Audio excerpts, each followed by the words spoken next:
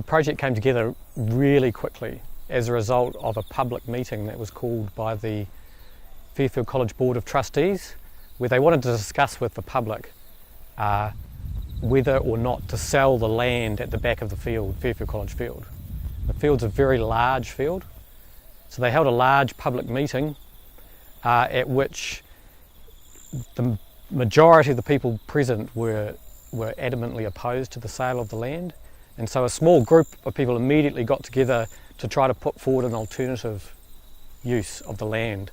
So we came up with the idea of a ecological restoration education centre, and based on a long-term restoration project. If we were to go through with this Fairfield project, I feel as though the school will benefit greatly from our students learning more about the environment and sustainable living. This facility will build more of a connection between the students and the environment we're living in. It's quite important to our generations now, especially that we're living in a world that's quite polluted, and if we bring in a facility and introduce this facility to our school, we could be the leaders in this project that could develop in schools across New Zealand. In Hamilton district in particular, we've been extremely systematic in removing all trace of our original landscapes, our original native plants and animals. So in Hamilton Ecological District, there's only 1.6% left of the original ecosystems. This is a figure which rivals some of the worst examples in the world of removing the original system. And we need to think very carefully about how we're going to restore our natural capital so that we don't actually undermine our ability to live, survive and prosper in our landscapes. It's actually about people's relationship with the environment.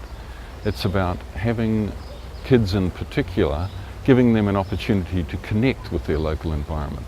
In a highly urbanised society, we are increasingly finding that young people in particular are disconnected with the environment. They don't understand how the environment works, and they don't have that strong connection with the environment. This is a fantastic opportunity to use the processes around building a centre to link in to reconnecting young people with the environment, but also to teach them important skills they need to know in order to go out into today's modern degraded world, if you like, and help in the process of repairing it. The idea of a facility which will be beneficial to the college, to the community, to primary education, secondary education and tertiary education.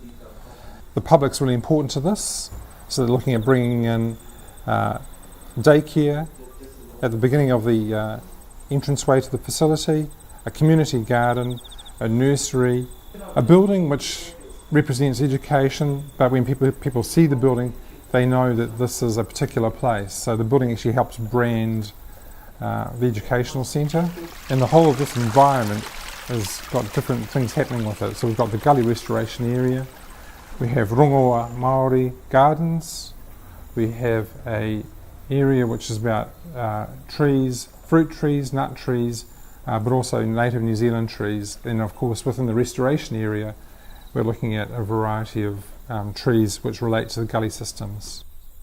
The benefits that will come out of the project will be huge for the community and also for Ngāti Wairere as a hapu, and not only Ngāti Wairere but the iwi as a whole. The important thing at the moment is that tikanga and kawa is adhered to, is that everything we do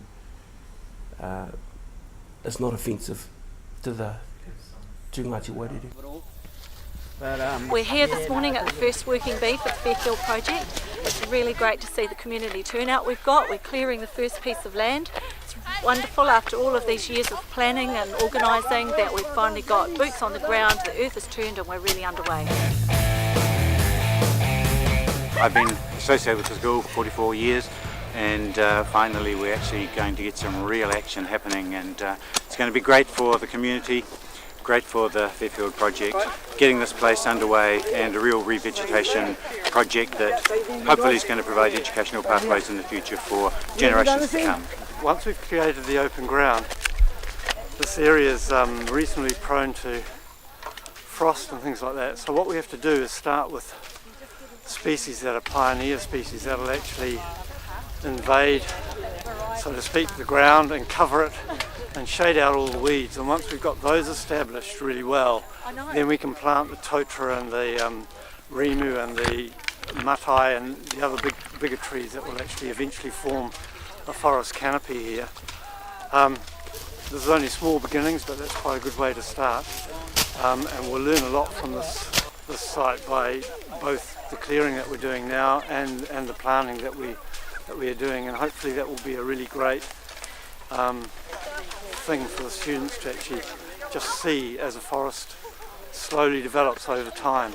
What we have here at this top end of the garden are some individual garden plots which are owned and worked on by a number of individuals from the community, many of whom are linked directly to the school. This is one of the community gardens here that I was asked to be involved in, and I thought, what am I going to plant? Because I've got a garden at home, but I'm really keen to help the community. So I've put in a whole bunch of potatoes, which I'm digging up now, and I'll take over to the charity, The Serve, which is one of those amazing charities in Hamilton who cook hot dinners every night.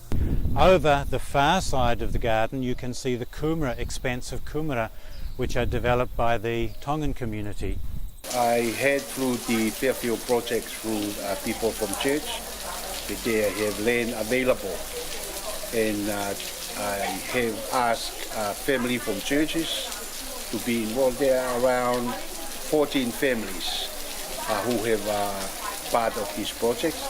The purpose of us coming in to bring family together. I think that's the main thing, in seeing the excitement in the family when the produce of the kumara look fantastic. Sort of